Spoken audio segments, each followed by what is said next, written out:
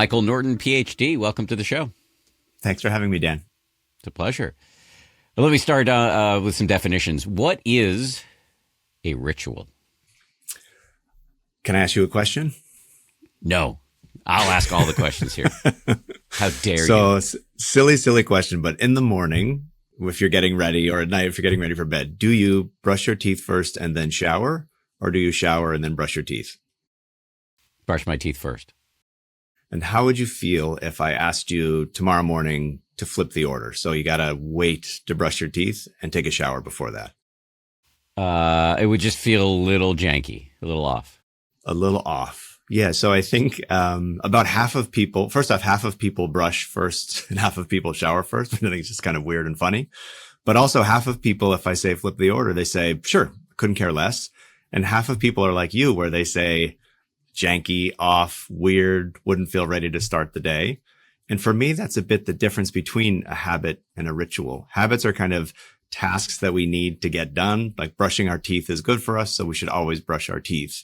But as soon as you start to care about how you're doing things, I like to do this, and then my coffee, and then I read this, and then I talk to my kids, and then I go to work. The how starts to become a little bit more of a ritual because it's the same actions, but there's more meaning. There's more emotion. When we do it the way we like, we feel good. And if we can't do it the way we like, we feel off or bad. They enrich these really boring actions with something a little bit more. Well, let me read a quote from you back to you, and then maybe you can expand on it on the other side. Good habits automate us, helping us get things done. Rituals animate us, enhancing and enchanting our lives with something more. The intrinsically emotional nature of rituals gives them their animating power. I think I do research actually on helping people to have better habits. I think we all should have good habits. I wish I had better habits myself. But if you think of a life of perfect habits, so imagine starting today, all of your habits were completely perfect for the next 30 or 40 years. At the end of that time, I think you'd be very, very healthy. There's no doubt, but you might feel like your life was missing a little something if you did the exact same thing every single day. We have this phrase going through the motions, which is a very negative phrase because it implies you're doing the same thing kind of in a rote way and there's nothing more in it. For me, rituals are one of the ways that kind of kick us out of the mundane, automated life that we get stuck in. And they remind us to have a wider range of emotions, positive emotions, joy, happiness, also negative emotions sometimes like sadness, but they enrich our lives. So you, if I understand it correctly, after all these years of studying habits, were reasonably skeptical about rituals. Why? And what changed? I think habits seem like a very scientific thing where you can, you want to have more steps every day. And so you go from 9,000 steps to 10,000 steps, and we can measure that change very, very carefully. Rituals, when I started studying them, felt a little bit more warm and fuzzy, a little bit more nebulous, a little bit more, how would we possibly study these things when they are so emotional and filled with such meaning? And I think over time, I came to see that they are, first off, easy to study because we can really measure what role they play in our lives, but also that they're another side of life that I think is really important. I think if we're always helping people to optimize on metrics, that's really, really good. But life isn't only about optimizing on metrics. It's also about all of the other things, the emotions and the connections we have with other people as well. You use this term emo diversity. Can you explain what that means? This was a project that we did a few years ago. The idea was, this is how nerdy we are. We thought about biodiversity. Sort of, if you have an island, you measure the number of species and their relative abundance. So like too many predators is bad. Not enough prey is bad. That's how you figure out if the ecosystem's doing well. And we thought of applying the exact same idea, but to the mind and using emotions, actually. So if you think about the relative abundance of the emotions you could have joy, fear, sadness, anger, the whole range of emotions. The idea was that maybe there's something about that mix, that variation, that separately predicts whether we feel like we're having a good life. For sure, it's good to be happy. We all want to have happy moments in every day, but happiness isn't the only thing that makes us feel my life is rich, my life is interesting, my life has meaning. We thought of this emo diversity as a way of capturing all of the variation in our lives that really kind of makes us human in the end. And what's the connection between ritual and emo diversity? So This we does get sound emotion. like they opened up for like Blink 182 in the early aughts. Exactly.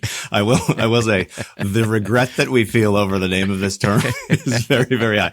Very, very high. And now we're stuck with it because yeah, the emo band thing is, although emo bands in a way, they did kind of prompt a wide range of emotions, I guess. So maybe there's some sort of a Mostly link. self-pity from what I can hear from the emo music I have consumed. Desperate sadness, maybe, I think. Yeah. Existential loneliness. I think, we get emotions in many, many different ways in life. I mean, we like to have emotions. We go to scary movies. We go to sad movies to be frightened. We go on roller coasters. We think about how we enrich our emotional lives.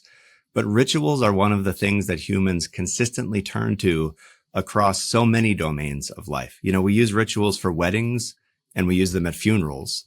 We use them sometimes to amp ourselves up and we use them to calm ourselves down. So they're really this very general tool is what we realized over the years, where when we're looking for a specific emotion, we could go see a horror movie, or sometimes what we do is we turn to a ritual to try to provoke these different emotions. I realized I kind of lost the plot for a second because you were describing why you were skeptical, but I didn't let you explain what changed your mind. I was so excited to talk about emo diversity and make fun of you. I forgot to let you describe what changed your mind about rituals. My friends often would rather make fun of me than ask questions too, so I feel I feel a bond. We're off to a great start. I was studying rituals for a few years, but really from I'd say an outsider perspective. I'm a Harvard scientist and I am studying these things that people do, but at a bit of a remove until my wife and I had our daughter. So if you've ever had a child, what happens is they give you a baby and then they say, take it home and take care of it for like 50 years. It's pretty stressful. Very little guidance on what to do. Very stressful, a big moment in your life. And we did all kinds of things and made all kinds of mistakes. But one of the things that we did was new parents, the only thing they talk about is sleep.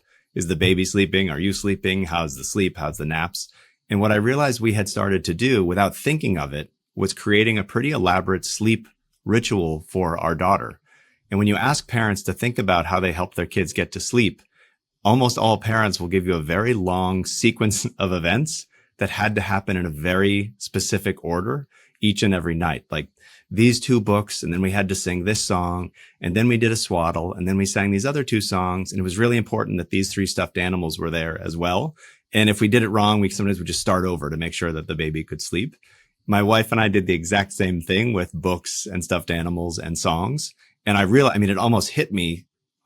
Oh my gosh, something very stressful happened in my life. And I just instinctively turned to ritual to try to help myself out. We didn't say, hey, let's sit down and write out a sleep ritual for the baby. That's not usually how it happens.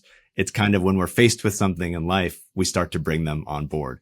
I realized in the end, by the way, that it's not clear that it helped the baby to sleep at all, but it definitely made us, I think, feel some kind of semblance of control over this completely chaotic thing in our lives. Yes. Yeah. So ritual can be like a buffer, even if it may seem ridiculous, it can be a buffer against the entropy of the world.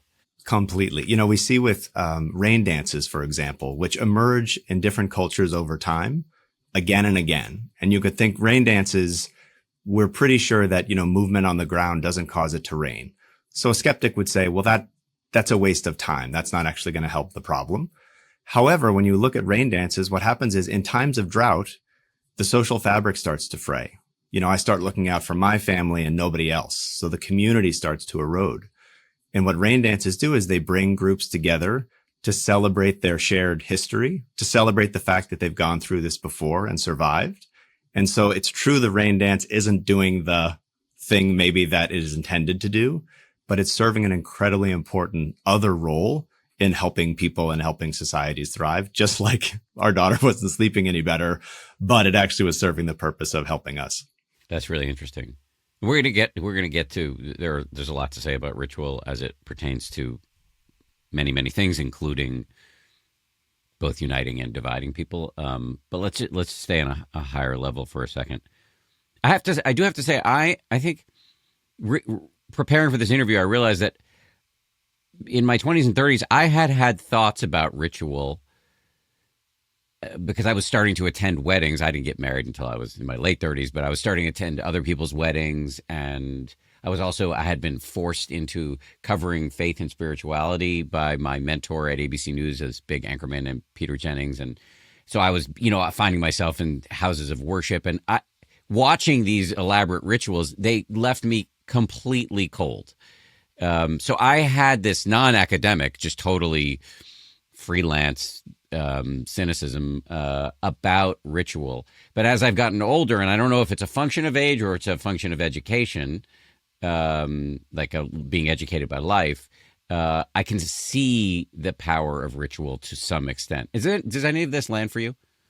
Completely. I mean, I think my mother would say exactly the same thing about me that you that you just said about yourself, which is sometimes when we're younger, we think we've got all the answers or there's simple answers to things. And the older you get, the more you realize we really don't have control over very much in the end in our lives, including things like what is my purpose for being on earth? We don't have great answers for that. And so sometimes people turn to things like rituals to help them have a sense of control amidst everything that's happening and try to get at some deeper connections and deeper meaning. We have other ways of doing it as well, but again and again, we see rituals as being one of the components that we all turn to. Right. In cultures that are separated by geography and chronology, this is a thing that humans do. It is. So if you think about how we determine if a group had a culture, one of the ways we determine it is, did they bury their dead in a ceremonial fashion or not? So dinosaurs, it's just bones all over the place. They didn't have any funerals because they were just dinosaurs. Humans at some point start to have graves with sacred objects around the person, with their finest clothes on. That means we know that they had a funeral for that person and they had a culture. They valued each other as individuals and took care of each other even after they were gone. It is actually one of our earliest signals to even evaluate if a group of humans had culture is, were they practicing rituals or not?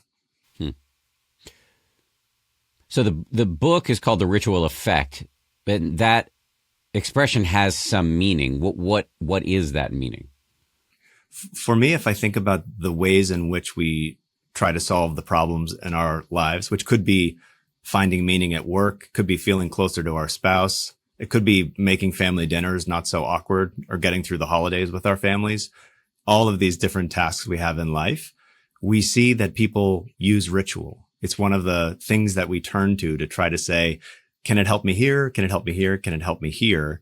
And they do seem to have, when we do the research, an effect on us. In other words, we turn to them for good reason. And very often the reason we turn to them for turns out to help us very much. So we see, for example, that rituals at work actually help us see our work as more meaningful. They have a causal effect sometimes on how we think and feel. And that means that they're kind of a domain general tool that we can use to say, in this domain, I'd like to feel calmer, and people will try out rituals. In this domain, I'd like to feel more excited, and they'll try out rituals as well. So the breadth of it really is what we thought of as the ritual effect. Well, so let's talk a little bit about how we can use rituals as tools in various aspects of our lives. You talk about ritual as something you can deploy in romantic relationships. How would that work? We see, if you ever get married, it's another big event in life, like bringing a kid home. When you get married, most cultures have something. Most faiths have something, a wedding of some kind. It could be a day. It could be 5 days, very variable from culture to culture. But most have something where they say, these two people have decided to join. Let's have a ceremony of some kind. If you've ever been married, though, you know that once the wedding is over, you're still with the person for decades. So the question is, what do couples do? You don't have a wedding every day. You do celebrate your anniversary often once a year. But what about all the other days in between? What do we do to show our spouse that we care about them? And we do think, we take out the trash and all kinds of nice things. But when we ask couples, hey, is there anything special that the two of you do that's kind of unique to you that you make sure to do every so often, maybe every day, every week, every month? 2/3 to 3/4 of couples say, yeah, actually, we do have something like that. One of my favorite ones, for whatever reason, is that a couple said, every time before we eat, we clink our silverware together. And then they eat their meal. The tiniest little act, nothing's more boring than a fork, I don't think. But they turned this little action into a moment of connection before they actually start eating. And they did it every day for years before every meal. And they always knew they were going to do it. So these tiny rituals, not the wedding huge thing with the flowers and everything, but these little rituals are often what we use and what couples use to try to signify we're in this together. Because how do I know that you're committed to me? You can say things and you can sign papers, but there's also this feeling of, oh, we're doing our little fork clinking thing that we've done for a decade. And you know what? We're going to keep doing this for the next decade as well. Tiny action, but really a strong signal of our commitment. You spend a lot of time on this issue in the book, like how to have rituals in your relationships. And you even talk about the 4 lessons of rituals in relationship. Can you, well, let's take them one by one. The first is recommitment.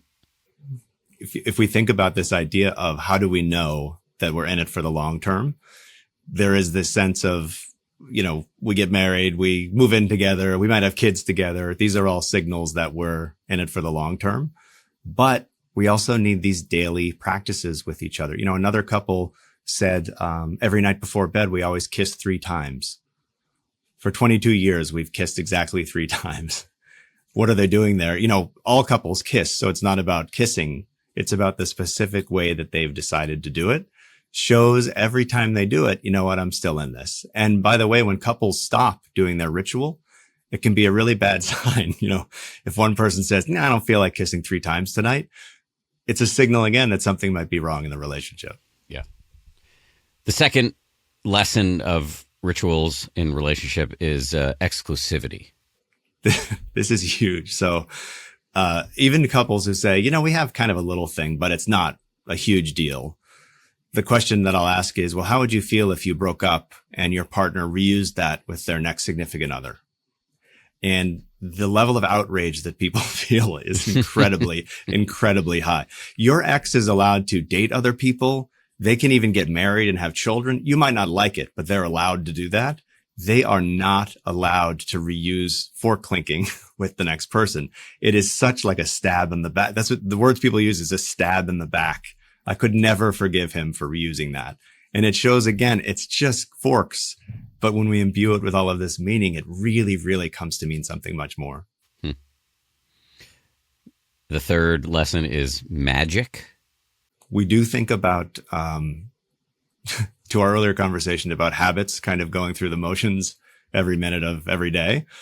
There are couples who will say, everything is like that. We've got kids, we both work. All we're doing is just trying to keep up with the chaos and checking stuff off the list. And we don't have time to do a 3-hour date night, every Friday night or every night or whatever it might be. It's just not in the cards for us. And we see again that these little tiny actions can spark a little bit of magic every day without taking 9 hours out of your day to reconnect. But it's the small things sometimes that really help us reconnect and have a little reminder of our past, reminder of who we are, and a little bit more of the magic that we might have felt the day of the wedding. We can get a little bit more of it back, even with our forks. Yeah. I'm trying to think of like the rituals that I have with my wife. We like to surprise each other, like get each other's attention around the house. We both work from home, so we're around each other a lot. Like to get each other's attention. Like I might see her walking outside and I'll bang on the window and give her the middle finger. I love it. And today I was stretching, and she was outside and she banged on the window and she was tapping on the window with 2 middle fingers simultaneously. So it's another couple that's like grounds that. For divorce, right? Yeah, and for you, right, it's the sign of love. For us, that's the magic. All right. The fourth lesson is mutual agreement. This is one of the saddest findings, actually, in all of the research that we did. So you can think even of, if we asked you and your wife separately, is there anything that the two of you do that's unique to you? You make sure to do it every so often and it's very special. And imagine you just told me, Absolutely. We do this really cute thing where to get each other's attention, we give each other the middle finger. We've been doing it for years. It's funny. It means a lot to us. And then we asked your wife and she said, no, we don't have anything. That happens, unfortunately, in couples. If we interview the people separately, most couples agree. So most couples, both people say, yes, we have one. Some couples, they agree. They both say we don't have anything like that. But the sad couples are the ones where one person says, oh my God, we kiss 3 times every night and it's magical. And the other person says, I don't know what you're talking about. And those couples, luckily, they're not less happy, but they're no happier than couples where both people say, we don't have anything like that. Meaning both of us have to agree that this is special for us in order to have the benefits unlocked. Let's talk about how we can use ritual in other aspects of life. The other place you talk about is work. And I want to give you credit because you acknowledge that as soon as you start talking about rituals at work, we go right to like some of the more cringy scenes from The Office or being forced to do trust falls, et cetera, et cetera. So rituals can be powerful at work. I want to know how, and then how do we avoid Michael from The Office forcing us to do uncomfortable things? It is funny if I go into a company and just mention these concepts at all. Employees' worst nightmare is a manager who every weekend sees some TED talk or listens to a podcast and comes in Monday morning and says, now we're going to do everything like that. It's just their worst nightmare, including now we have this new thing that we're going to do at the beginning of every meeting. Everybody has to do it. Let's get going. Like the strength of the collective eye roll, you can almost hear it. It's so powerful about what employees are thinking. And in fact, when we ask employees, do you have actually the same question that we ask couples, but on teams? Is there something that your team does that's special to you, that's unique, that you make sure to do every so often? Many, many teams say, yes, we do have something. And many say no. But the teams that say yes, they usually don't say, yeah, every morning our manager makes us do this thing. They say, well, actually, we came up with something ourselves that was meaningful to us. So the top down ones sometimes have the eye rolling. The bottom up ones that come from employees themselves, those are often the ones that they say, this is special, this is unique, this really is what makes us a team. Well, and what kind of impact does it have when there are rituals on a team at work? We see, I'll give you an example. It's very mundane, but I think telling. So one team said, yeah, we do have something like that. And they described it and they said, one day of the week, each of us is responsible for lunch. So on Monday, I buy lunch for everyone on the team. And then on Tuesday, someone else buys lunch for everyone on the team. And we do it every week. And we've done it that way for years. It's just lunch. I mean, everybody's going to eat food, right? So they're not adding anything to the day. They're just changing the way in which they do it. And what they're doing is one day of the week, I take care of the team. And every other day of the week, the team takes care of me. It's just sandwiches, but it changes completely the meaning of what lunch is. And when we ask teams, do you have something like that or not? Teams that say, yes, we do actually have something like that. Not only do they see the thing they do as meaningful, meaning lunch is more meaningful, but we also see that they report that they see their work as more meaningful, that there's some transfer from the meaning that we create in our group to the meaning that we then ascribe to the work that we're doing. Mm-hmm. Is there any evidence to show that teams who have this actually perform better? Like, I know psychological safety, which is the freedom that everybody on the team feels to speak up no matter where they are in the hierarchy, has been demonstrated to lead to higher performing teams. Is there anything around ritual that would indicate that it has a similar effect? The link between meaning at work and performance at work, I think, is incredibly complicated. So we see very strong effects where we get these feelings of meaning and feelings of closeness. And then often it depends on the type of work that's being done, the extent to which that meaning then transfers onto what we're doing and makes us more productive or more creative or whatever other value the firm is looking for. So we know it boosts meaning, but it's hard to tie that directly to like a boost in productivity per se.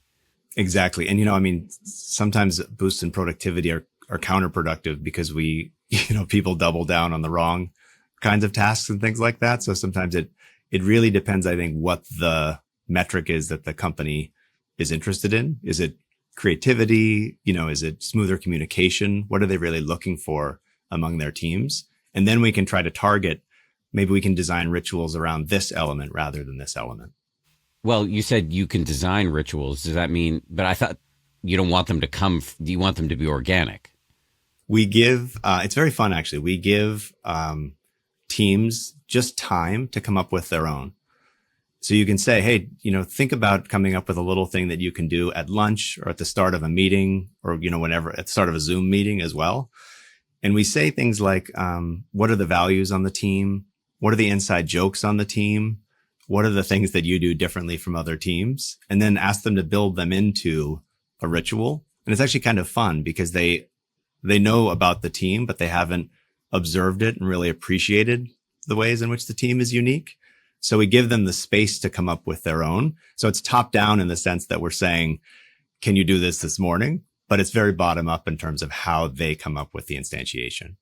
Got it. So that might be a tip for managers. If anybody's running a team, you don't want to, it's good to know that rituals can have a healthy impact, but you don't want to impose it. What you can do is say to teams, hey, you might want to come up with your own rituals. Completely. And less eye rolling for sure. I was just thinking about like my little team that works on this podcast and some related stuff. I don't know if this counts as a ritual, but there's this. If you've ever seen that movie Up, well, you have a young daughter, so yes, certainly have seen it many times. Yeah, you don't want to hear about it again, but there's the bad guy has like a whole fleet of dogs that chase the good guys, and occasionally the dogs will get distracted by a squirrel, and they'll yell "squirrel."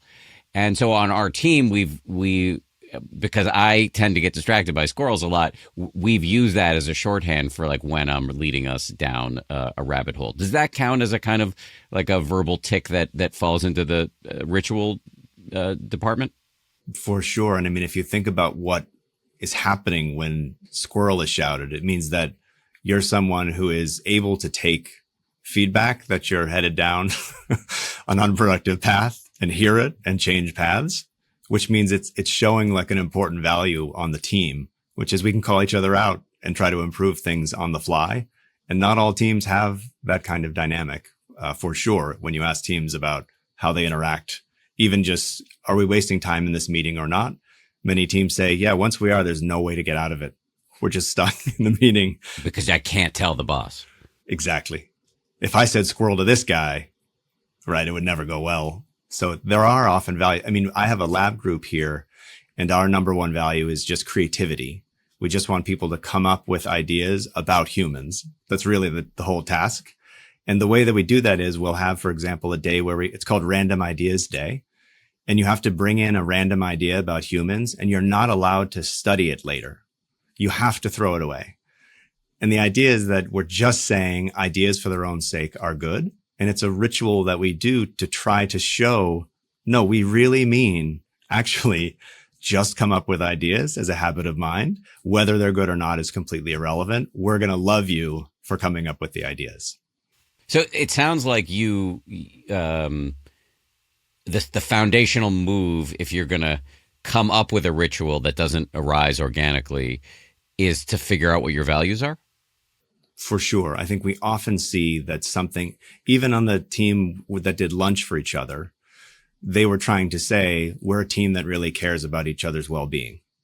Not just we care about our performance bonus, or we care about something else. We might care about those too, but this practice that we do reflects this deep value that we have. There was a team when the pandemic happened who had to switch to Zoom. They'd been in person and had to switch to Zoom, who started at the beginning of every Zoom meeting, everyone would take a second and click the emoji that reflected how they were feeling. And what you got on your screen was an instant kind of average how the group is doing. And also you could see, I should follow up with that person. He seems to be struggling or she seems to be struggling. And what was so interesting is they'd never done anything like that when they were meeting face to face. So it wasn't that they took something that had been there and imported it into virtual. It was actually that the technology allowed them to develop a new ritual. But it was the same impulse, right? Which is we care a lot about each other's well-being. we're going to do these kinds of check-ins, not in a everyone has to take 10 minutes and tell us how they're doing kind of way, because that can feel invasive, but a very quick, we're going to start every single thing we do with just checking in on how everyone's doing. So simple, so quick, but you see the value that they're expressing when they do that. So if I'm the leader of a team, no matter how small, and I assume this can probably go for a family too, we're all leaders in one sphere or another. If I want to institute some sort of check-in at the top of meetings, the move would be to say to the group, hey, I want to do this, but let's come up with the mechanism together, rather than saying we're going to do red, yellow, green, which is a move that I've seen used in some groups, like where everybody's going to have to say whether they're red or yellow or green based on their mood. Let's come up with something together.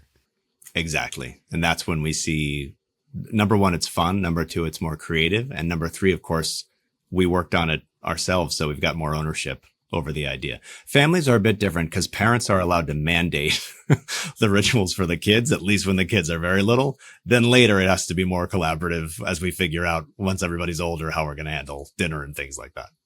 But the central point, when you just said how we're going to handle dinner, and we were talking earlier about how you're going to handle lunch, is basically you're taking the everyday and infusing it with meaning, if not magic.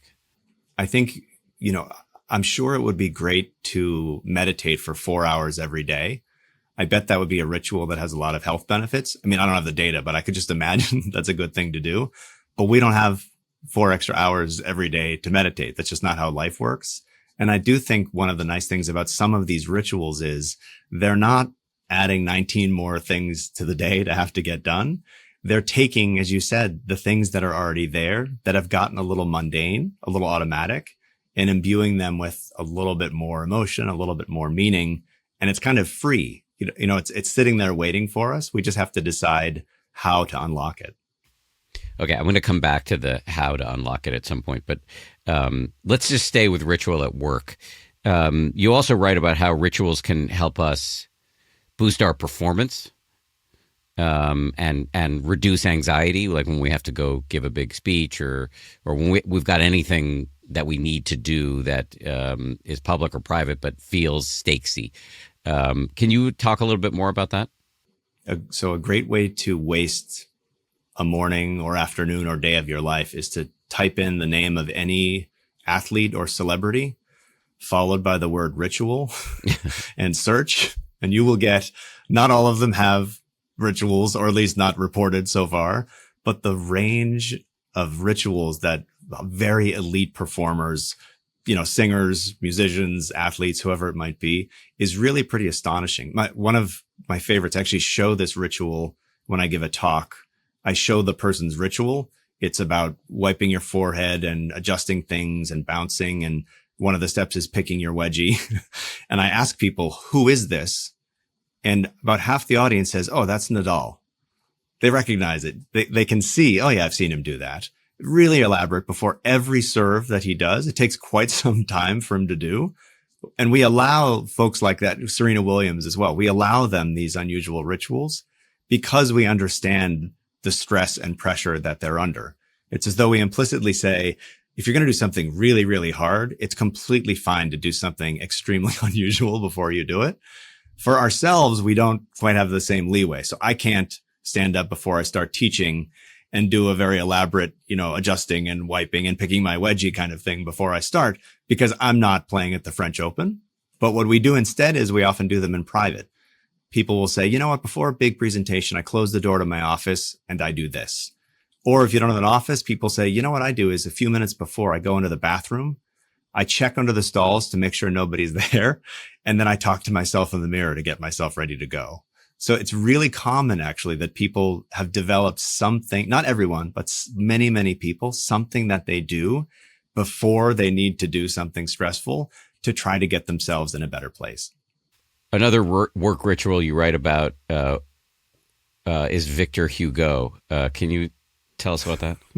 So this is the put anybody's name followed by ritual and waste an entire day. So Victor Hugo, if anyone is a writer or has ever tried writing, of course, writer's block is, a very common phrase. It can be very hard to get going and very hard to set a goal and very hard to stick to the goal because there's always other interesting things to do. So what he would do is every morning he would take off all of his clothes. So he's naked, give them to his valet and tell his valet to hide them until he had met his writing goal for the day. And it's a fantastic commitment device because it's very hard to go out and do something, in town if you don't have any clothes. And so you see these eccentric geniuses, in a sense, turning to very unusual rituals in order to somehow get themselves in the place where they can create amazing art, amazing performances, amazing whatever it might be. The 10% Happier podcast is available ad-free over on our companion meditation app, which is also called 10% Happier. And you will get the episodes a week before everybody else does. Download the 10% Happier app right now to get started for free.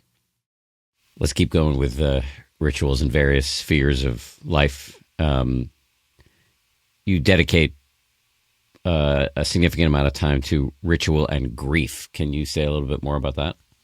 In the same way that if we look at married couples and we say there was a wedding and then you have these small daily fork clinking or kissing 3 times kind of rituals, it's not so different with grief. So when you lose somebody that you love, again, all faiths and most cultures have something like a funeral. It could be 1 day, 3 days, 5 days, a month. It varies widely from culture to culture. It could be everyone wears black. It could be everybody wears white. Very, very variable. But what's common is every culture says, when we lose somebody, we should gather together and get social support and try to start the grieving process. But just like a wedding, grief doesn't end. I wish it did, but it doesn't end when the funeral ends. Grief takes, as everybody knows, a very, very long time. And so the question is, well, what do we do the day after the funeral or the month after the funeral? What do people turn to? And of course, they turn to friends for social support. They turn to mental health professionals. Many, many things we should, of course, do when we're grieving. But when we ask people, hey, think of somebody you loved that passed away, what did you do?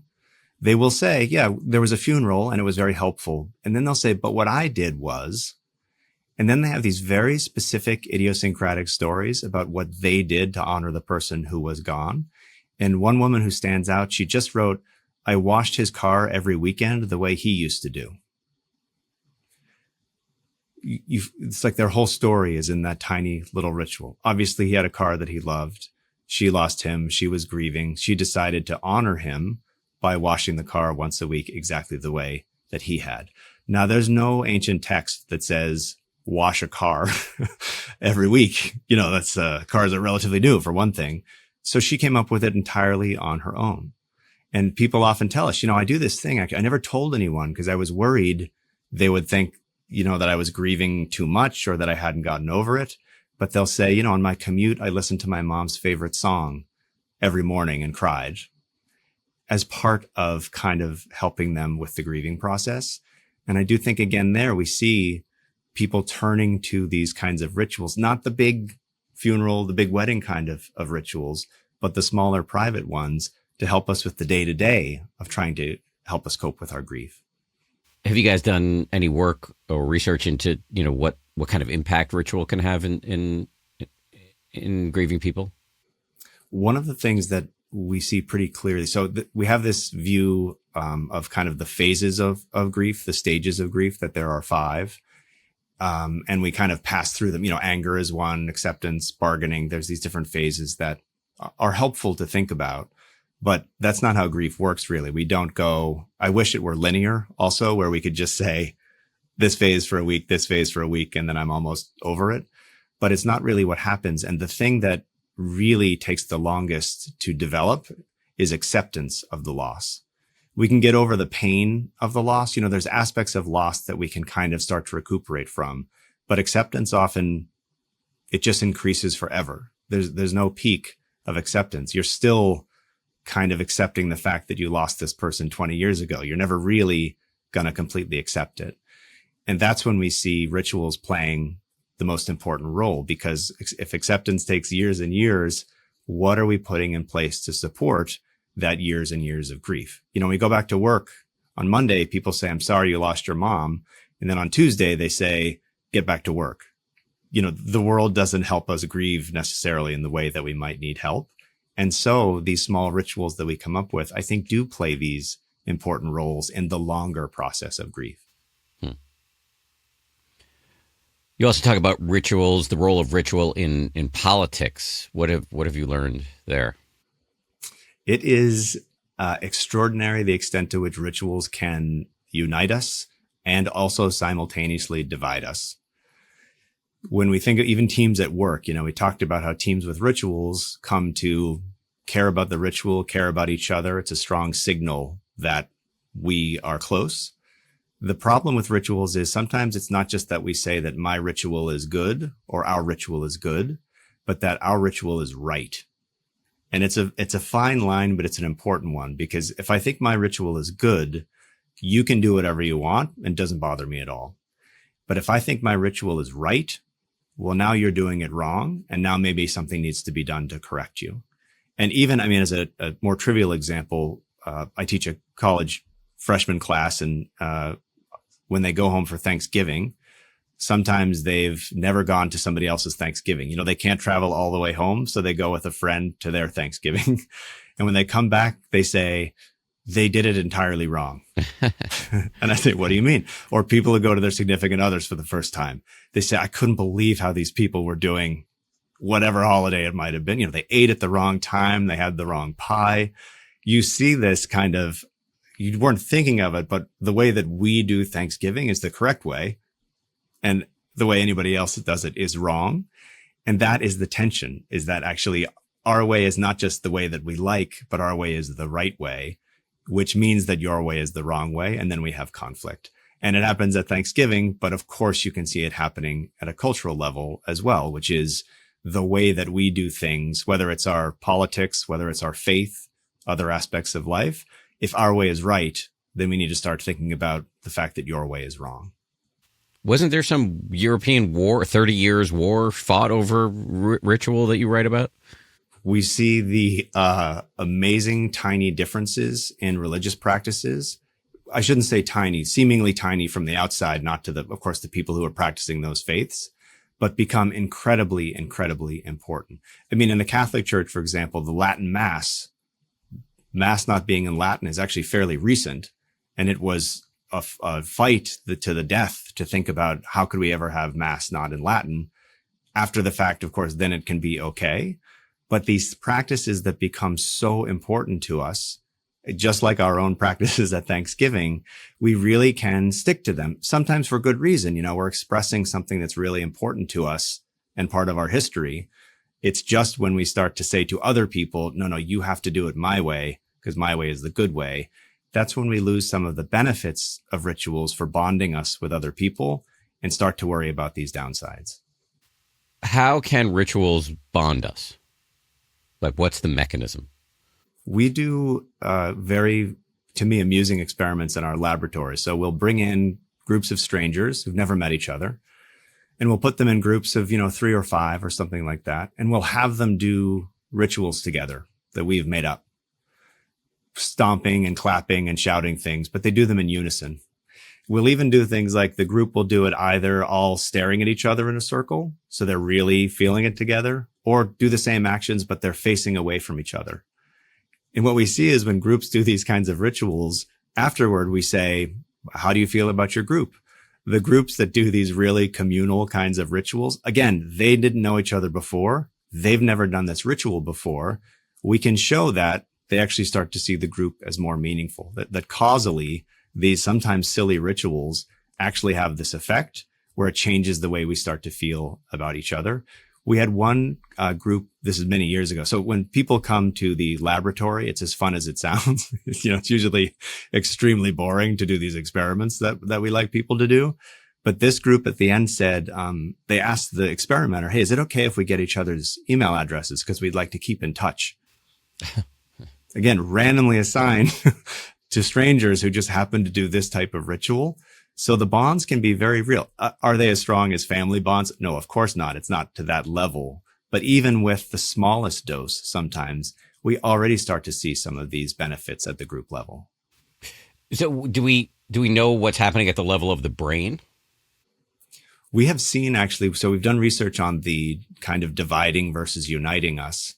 And one of the things that we see is, so when you're used to performing a ritual your way and you see someone else performing it differently, not only do you trust, we can ask you, how much do you trust that person? And you say, I don't trust them as much. Again, even though all they're doing differently is this ritual, but we can actually monitor your brain. And one of the things that happens when we see somebody engaged in a ritual that's different from ours, regions of the brain that are associated with punishment are more likely to come online, meaning that I'm thinking, now it's not that I'm going to run over and punch anybody like that, but at a very basic level, as soon as I start to see you clapping instead of stomping, a part of me is getting ready to say, you're wrong and you need to do it differently. But when it's going well, is there some aspect? I don't even know. I've heard this word before. I don't even really know what it means. But is there any aspect of like co-regulation where our nervous systems are, in sync in some way if we're stomping and clapping at the same time? There is research actually on straight up synchrony, which is just you have people engage in the same action at the same time. And you do see, in fact, these kinds of physiological effects. In addition to liking people more and trusting them more, you do see, in fact, that you get this visceral reaction to say, I'm feeling really good about this person. Again, only because we happen to be clapping and stomping at the exact same time. What is it about rhythm that's so powerful? I've had guests who've argued that it brings us back to the womb when the heartbeat of our mothers is providing a sort of a sense of rhythmic safety. Does that land for you? For me, I think so. Something that's really valuable and important in relationships is, and research shows this, is having a sense of shared reality, which means that you and I see the world in the same way. Not necessarily that we agree on everything, but that we have the same kind of worldview or ethos. And, couples that have a high shared reality, it's almost like this person can finish my sentences, is the feeling of having a shared reality with someone, that you're that tight. But it's hard to know sometimes if we have a shared reality with someone. How do you figure out if we're really in sync or not? And I do think that one of the ways we do it is, are we physically in sync? It's almost like a shortcut to saying, do we see things the same way? Well, you know what? We're doing things the same way. So maybe we also are thinking about things the same way. So there's something in it, I think, that's just very primal on, do we agree or not about things? And if we're clapping at the same time and those other people are stomping, we seem to make the inference that I bet we agree more with each other than we agree with that stomping person over there. You've hinted at this already, or maybe been pretty explicit about it, but it seems so. Ritual is a powerful technology for bringing people together and getting everybody into a sense of shared purpose, and we're all in the same story. We're seeing the world in a similar way, but that can be used for good and for ill. I'm just thinking of like Nazi rituals and things like that. So before I start rambling, can you pick up on that and expand on it? I think one of the important things about rituals, so this is not, our research doesn't show that rituals are good. It'd be nice if I could say, hey, the more rituals you add, the happier you're going to be in your life. And that's really not what rituals do. What rituals do is they provoke emotions. And those emotions can be great, happy, positive emotions, but they can also be negative emotions, not just sadness and fear, but also anger and rage. What they do is they unlock stronger emotions in us. And unfortunately, that means that we can use them to experience something like awe. The majesty of the universe can open to us, and it's an extraordinary feeling. Yet they can also be used to provoke something like hate of other people. And so they're domain general for sure. And it's a little bit unfortunate that they are, because they're a tool that you can use for ill or for good, depending on what your goals are. Right. So singing Kumbaya together can be positive. Singing Jews Will Not Replace Us, not so much. And I will say this. I sometimes, when I give talks on this, I'll put up a ritual and have everybody do it, clapping and stomping in unison and things like that. And the ritual ends with people putting their fists in the air and shouting, "Let's go," in unison. 3 times. They shout it louder and louder. Let's go, let's go, let's go. I have the feeling that if I ran out of the room, everybody would follow me to go do whatever it was that I wanted to have them do. I mean, it's very, very powerful I don't do that, just to be clear, but this feeling that, wow, we're ready to go do something. And I think it could be, let's go clean up the river, or let's do something that's more antisocial. So rituals are not good in and of themselves. They're powerful and can be used, and that power can be harnessed in any different direction. But, and you said you're not necessarily saying you do more ritual, you're going to be happier, but that kind of is what I thought you were saying at the top of the interview, which is if we can transform habits in our lives into rituals, we will be happier. I think it's the very sadly named emodiversity again, which is that it is nice to have more positive emotions in our lives for sure. Of course, happiness is a nice thing, but the richness of life isn't just having happiness, that there are these other emotions that we learn from, that cause us to grow, that make us feel we've had a rich life. Those are the kinds of things that rituals often are involved with. Rituals at funerals, they don't necessarily make us feel better. Sometimes what they do is they unlock the sadness in a positive way, but it's not that we're smiling. It's that they're actually allowing us to grieve in a more intense way.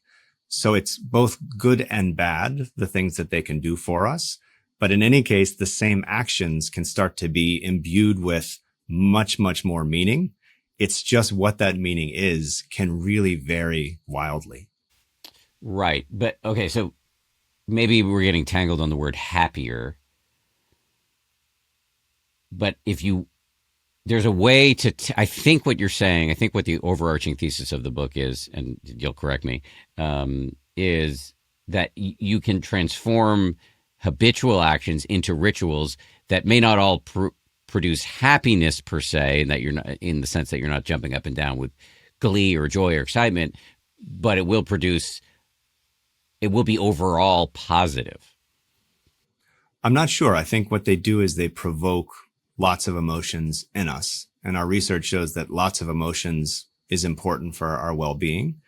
In the domain of everyday life, I think typically you're exactly right. We take mundane things that have kind of lost any magic or any luster, and we can imbue them with a little bit more. Our morning routines, our family rituals, our rituals in couples. But there are other domains of life where it's less that doing them makes things better. It just always makes things kind of different. And that, I think, is really the effect of these kinds of rituals. With grief, the woman washing her husband's car every weekend, again, you wouldn't think necessarily that she's smiling while she's doing it, but it's helping her have this grief that she needs to process, which is good in the end, to try to get to acceptance. But it doesn't mean that the ritual is causing her to feel amazingly happy right at that moment. Yeah, I mean, this is a bit of a digression, but I think about the word happiness in a broad way, and so it doesn't mean. And I think this is a common theme in Buddhism too, which is the tradition that I've been most influenced by. Don't confuse happiness, I've heard a great teacher say, with excitement. Like excitement and joy, and you use the word happy, people sometimes think, oh, well, that's what happens when you win the lottery. I mean it as like happiness is the aegis under which all positive emotions would fall, like contentment, meaning, purpose, and healing. And so the woman washing her car might not be excited or joyful, but she's engaged in something that is healthy and healing and meaningful. And so for me, that does ladder up to happiness, but that's a linguistic choice on my side. No, I think it makes perfect sense. And in fact, we think about kind of well-being versus happiness, and nerds like me use well-being for the global kind of feeling that you're talking about. How am I doing in my life overall? On a moment-to-moment basis, when we say, are you happy? We actually mean right now in this moment, are you feeling happy? Are you smiling or not? And that is very, very different, as you're saying, from our global sense of how we're doing in life. And emodiversity, this diversity of emotions, what it predicts is that overall sense of well-being. So very consistent, actually, that it's not necessarily that you're smiling at every minute of every day, but that the experiences you're having, including grief, are adding up to you having higher well-being overall in your life. So back to my understanding or lack thereof of your core thesis, as it pertains to transforming everyday activities into rituals and infusing rituals into all aspects of your life, your argument is you should consider it not because it's going to make you happier in the small sense of that word, but because it will boost your well-being. Yeah, it'll definitely turn your day from tasks to get done into something a bit more meaningful. It turns lunch into something more than lunch. It can turn family dinner into something more than family dinner. But I will say, I mean, even all the way back to the silly example of brushing your teeth first and showering, it is true that if you're someone who has an order that you like to do them in, you do feel great when you can do them in that order. But if something happens to interrupt you, kid comes in and now you can't do the order you wanted to do them in, you said it at the very beginning. Well, now I feel off. I feel janky.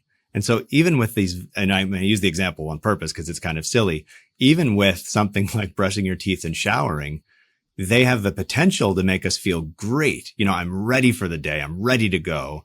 But at the very same time, because they're so emotional and meaningful, if we can't do them that way, it's actually a downside, right? We feel off. We feel different. So even on the mundane ones, it's true that when we put them into place, they can unlock all kinds of positive things, but they're not almost risk-free because in a sense, we really want to do them that way now. And if we can't do them, sometimes now we might even be worse off than if we didn't have one. So they have this very complicated relationship to our emotional lives, which I think is why we use them in so many domains of life, because they relate to all of these different experiences. Well, maybe we should just have rituals for when our rituals get jacked up. I love that. Okay, so which habits in our lives, which rote, repetitive actions are eligible for transformation into ritual? For me, it's almost anything. I mean, we have talked to elite athletes, for example, and elite runners in particular, and all of them have a specific way that they tie their shoes. They're often very different from each other, but they have, the specific socks, the specific shoe, this shoe first, then I tie it like this, then I double knot it. I mean, actually very, very elaborate things. And I'm talking about just with their shoes, not to mention anything else. So they've taken shoe tying, which is not interesting in life. It's one of those boring things that we do is we've got to tie our shoes unless we have slip-on shoes. And they've imbued it with something more than that. So even shoe tying, even lunch, even clinking forks, these very small actions do have the potential to give us a little bit more than just, I got to get this thing done because I got to get to work and then I got to leave work and I got to get, that's kind of the life that we start to get into. And we can take a beat and take a moment and imbue some of these things with a little bit more. You talk about some of the bare minimum requirements. What would fall into that category? What are the minimum requirements here?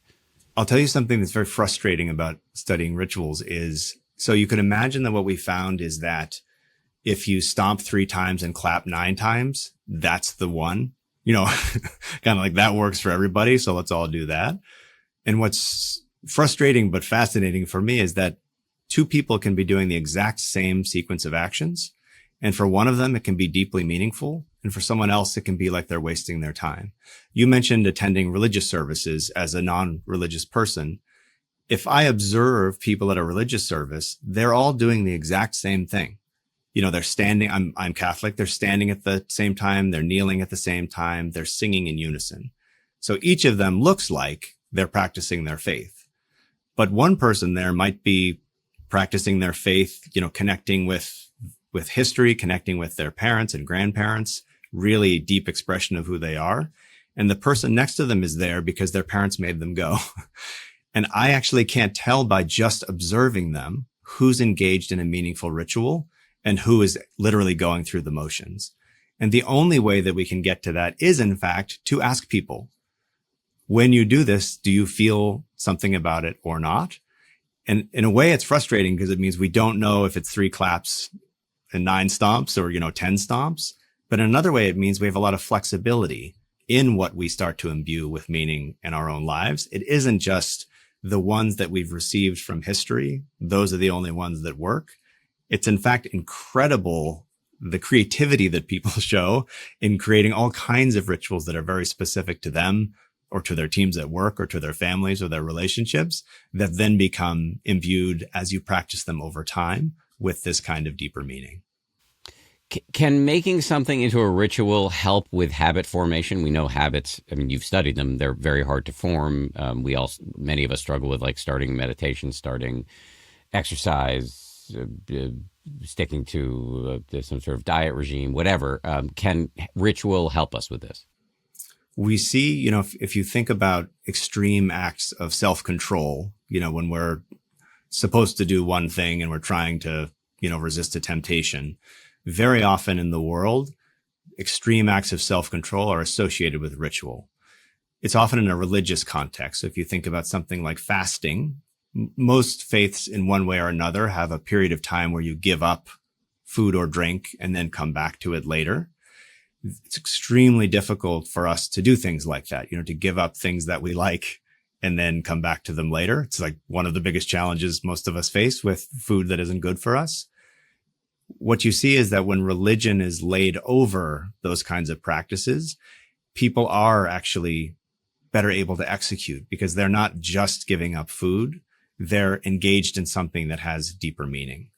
And I do think very often you see that natural correlation in the world where when we're trying to do hard things, one of the things that is brought to bear to help us do those hard things is some form of ritual. So if I imagine listeners, I certainly am, I'm kind of doing an audit of my day.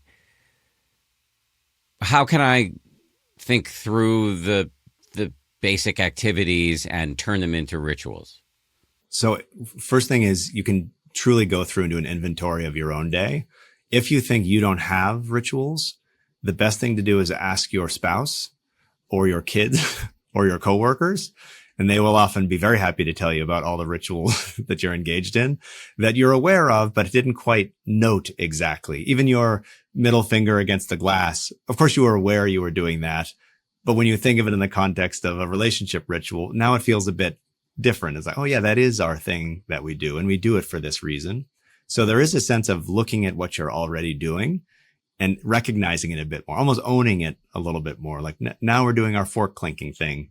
Now we're doing our lunch thing at work. That actually in and of itself can make it a little bit more meaningful because you're really recognizing the role that it plays, but then also encouraging people to experiment a bit. So if you're somebody who doesn't get nervous before meetings ever, there's no reason for you to start experimenting with shouting at yourself in the mirror in the bathroom because you don't need a ritual in that context. If you are somebody who gets nervous, why not try out a ritual to see if it can start to help you? So we do think about in different domains of life, where are the spots where you might benefit and where are the spots where probably they wouldn't really help because you're already doing just fine. And those might be the places to start trying to experiment a little bit to see what impact they have on you. So things that I think of as purely mechanical, like we've been talking about brushing your teeth, but brushing your teeth, showering, whatever, tying your shoes, because I'm not an athlete in any sense of that word. Given that I'm already performing those actions with a reasonable amount of consistency, I don't need to look at those as opportunities to infuse ritual. I think you don't need to change them. I think you can just recognize, oh, I'm doing my morning thing. Now I'm doing my coffee thing that I always do every morning. And people will say that they chuckle at themselves a little bit. It's like a feeling of recognition that I'm doing this thing, or in couples, we're doing this thing that we've done forever. And it's kind of like a brief moment of connection. And the more you can see them and pause just for a moment to own it, I think they do get a little bit more emotional resonance. Something I've talked about on this show probably too many times, but it's really kind of stuck in my head, and I think a good way, is a comment that was made to me by my friend, Dr. Richard Davidson, who's a neuroscientist at the University of Wisconsin. He's a pioneer. You're nodding your head. You've heard of him, but just for the audience, he's a pioneering neuroscientist. He was really one of the first people to comprehensively look or systematically look at the brains of both newbie and advanced meditators, and that has had a huge impact on like public and social acceptance of meditation as a, now it's a thing you can admit you do. But Richie was telling me once that before he does anything, including brushing his teeth, but anything, he tries to remember to dedicate it to the benefit of all beings everywhere, which is a kind of a Buddhist phraseology. But I'm doing this for myself because I want to not have my teeth pulled. But I'm also doing this because, if I'm not in dental pain, I'm going to be much more useful. And I've tried to do that. I forget all the time, but I've really tried to do that. And it feels to me like this is a ritual. Completely. There's a psychologist, Dan Wegner, who studied, he called it action identification. And the idea is anything that we're doing can either be seen as really boring actions or something more than that. So if you think about the sign of the cross, for example, are you just tapping various spots on your body, or are you making the sign of the cross as an expression of your faith? And it turns out that we actually prefer as humans to go to the higher level classification. In other words, we'd rather not see our actions as just stupid actions where we're just going through the motions. We'd rather see them as having some kind of meaning. So in a sense, we're primed to be ready to say, you know what, this thing that I'm going to do now isn't just this boring thing that I have to do. I can see it as having more meaning than that. And his practice is a wonderful example of just taking, I'm sure it takes him 1 second to remind himself before he does things of that goal that he has. He doesn't need 5 hours to do it, but just having that quick recognition before I engage in something, you can see how, I'm sure for him, it completely changes the experience of what otherwise might be mundane or even painful kinds of experiences. Yeah, absolutely. I've found that to be the case to the extent that I can remember to do it. Let's just go back to couples for a second. If I'm in a relationship and I'm listening to Mike Norton talk about the fact that rituals can have a salutary effect, how do I infuse my relationship with rituals without it being corny or forced or annoying? One thing that so I forgot to mention is we also ask people to think of their previous relationships and say, did you have any rituals in those? And people are less likely to say they had rituals in their previous relationships than they have in their current relationship. Now, we don't know if that's because you didn't have any because you didn't like them, or you just hate them so much now that you're not willing to admit that you had rituals with that terrible person. But we do see, if you think about couples almost always develop their own little language. They have certain phrases that are very unique to them. Their nicknames that they call each other, schmooper bear, whatever it might be. Again, you can't reuse those with your next significant other. They're specific to us. But these little things that are already in place, most couples are already doing some things that if they stop to look at how they do things, there's something in it already. The way that you say goodbye, the way that you say goodnight, you don't realize it, but you already have a little signature of how you do these things. And the couples who say they recognize it, they see it, then every night when they're doing it or every morning when they're saying goodbye, again, there's that flash of self-recognition, the tapping your middle finger on the window that adds even a little bit more to the fact that it's showing how committed we are to each other. Okay, so we don't need to think systematically about creating new ones. We just need to see the ones that are already there and savor them. That's right. And, people will think, ritual, I guess we should have a date night. And there's nothing wrong with date nights. We should all take more time, to be with our loved ones. But date nights can be hard to schedule and things like that. And so we, again, often see it's these little, tiny, seemingly insignificant behaviors that end up for couples signaling something more. You talk about how rituals can be used to diffuse conflict. I'd be interested in hearing more about that. And also, that may be a ritual we want to invent in our relationships because fights are inevitable, and you might be nice to have a makeup ritual. For sure. I think one of the things that we see across cultures, but are greeting rituals. Different cultures have different ways of greeting each other, but it's almost always formalized from culture to culture. Handshaking is one that's fairly common and fairly ubiquitous. Handshaking is a very funny behavior if you think about it, because we don't really need to touch somebody else's hand in order to say hello to them. You could just say hello, but we've decided to have this kind of touch element to it.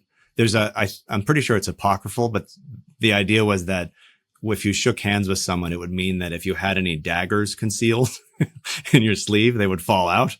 I'm sure that's not true, but it gives you the sense of what handshaking does, right? Is that we can be close enough to each other to touch hands without killing each other. That's already a huge step up in a lot of conflict, actually. So we're using the simple ritual of handshaking for much, much more than that. And we do see, I mean, if you look, there are sometimes international scandals where a leader of another country will approach another leader and shake their hand incorrectly, refuse to shake their hand. There's entire summits for world leaders where the whole goal is just for the two leaders to shake hands and not do anything else. We really imbue these practices with an enormous amount of meaning. And we do see, when people do shake hands, they do tend to then trust each other a little bit more. Do they completely trust each other forever? No, of course not. But these small actions do signal something to us about our counterparts in conflict. So again, that's not something new we have to invent per se. It's just like, shake hands and make up is a thing that people are already doing. It's just about seeing it and tapping into the innate wisdom. Completely. And as a cautionary tale, I will say there is research on if you are give a weak handshake, that can be worse than no handshake at all. So you have to, that's not our research, but that has been shown. So you want to have some semblance of a decent handshake in order to hopefully get some benefits. Yeah. Well, I mean, now that I have a child, I'm taking him to his sporting games and they all line up and high five at the end or shake hands at the end. And I remember as a kid, I grew up in a more lawless era, but like kids would spit on their hands for that. Completely. What else are you going to do? Yeah, of course. Last question. This is kind of random. It's just I'm looking at my list of questions. This is one thing I didn't ask, and I don't quite understand this, but you say there are attributes of a ritual that modulate its effect. And then you list 5 variables that rituals are impacted by: effort, senses, repetition, action, and community. Can you just talk a little bit about this? We see, so years ago, we did this research, which another unfortunate name, we called it the IKEA effect. But the idea of that was that when we make things ourselves, we come to really value them very highly, maybe more highly than we should. So we have like a terrible mug that we made in college that we keep with us, even though it's ugly, or a watercolor that we painted. We have these things that we created that we think are important. And in a way, it's a mistake because they don't look as good to other people as they look to us. But in another way, when we make things ourselves, we do get more value out of them. They do become more meaningful and they are a source of pride. And we realized later, we were talking about making things then with your hands, mugs and IKEA furniture, for example. But we realized later that rituals have a little bit of the same logic, which is it is true that there are the kind that we receive, the religious from our family, and those play an incredibly important role in our lives for sure. But there's also the kind that we're constantly making ourselves in our own relationships and our own families and our own work teams. And when we make them ourselves, they get kind of imbued with a little bit more meaning. When we repeat them over time, well, then that starts to get a little bit more meaning as well. So all of these different attributes, when they involve senses, so you think about fire is very common in rituals, like for human history, birthday cakes, we love to light things on fire as part of our rituals. So involving the senses as well, so you can think about building out kind of a profile of ritual where these different elements start to enhance the emotional impact of them. None of them are necessarily required in order to have emotional impact, but we just see across domains of life, these are some of the attributes that really people tell us, when we do it like this, it really starts to have more resonance. So again, it's, if I'm hearing you correctly, this is more like an academic observation, like an anthropological observation about how rituals have evolved, rather than a prescriptive thing that we should all be looking at and trying to infuse into whatever rituals we're inventing. Yes, definitely don't start lighting things on fire in every domain of your life. But we do see from a very wide angle lens that things like fire and scent and food and drink are all things that do sort of change the emotional experience of these sorts of rituals. Although I could imagine. I think I know people who they want to make a daily habit out of meditation, so they make an altar and they light incense and have pictures and I don't do any of that, but it does help people to actually follow through. For many people, the morning coffee that they drink, it's not actually about the drinking of the coffee or the caffeine. It's the smell. It's that is what tells them that it's time to wake up and that they're ready to go. We are very sense making creatures. We do appreciate the role of sense in life, and people very often build them into rituals, I think, for exactly that reason. Was there something you were hoping to talk about that we didn't get to? I guess what I would say is the entry point is low. In other words, I think when we talk to people about rituals, they start to think about adding million things to their life, and it just feels overwhelming. And I think it's just so important. We touched on this, but it's so important to just remember that it doesn't necessarily require big changes to what you're doing in terms of the physical part. It's just more of a mindset approach sometimes that can be so transformative on these otherwise boring things like brushing our teeth every single morning. I'm glad you said that. In closing, can you just remind everybody of the name of your book and the name of your other book that you co-authored, and anything else you want us to know about websites, social media, et cetera, et cetera? Yeah, the most fun place to go is michaelnorton.com. That's not fun, but there's a link there to a ritual quiz. And if you take the ritual quiz, it tells you across different domains of life where you're using them, where you're not using them. You can think about kind of a ritual profile for yourself. And then I think you can also, it's kind of fun to have your spouse take it as well and compare your results. It could be a very interesting discussion. This book is called The Ritual Effect. It's really about how habits and rituals can go from being boring to being something a little bit richer in life.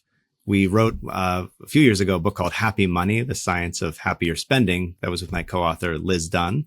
That was actually about using money specifically to enrich your days and enrich your life. So we went from using money to using rituals, but really thinking about small hacks that you can use to kind of change your happiness, change your well-being on a day-to-day basis. Mike Norton, thanks for coming on the show. Thanks so much, Dan.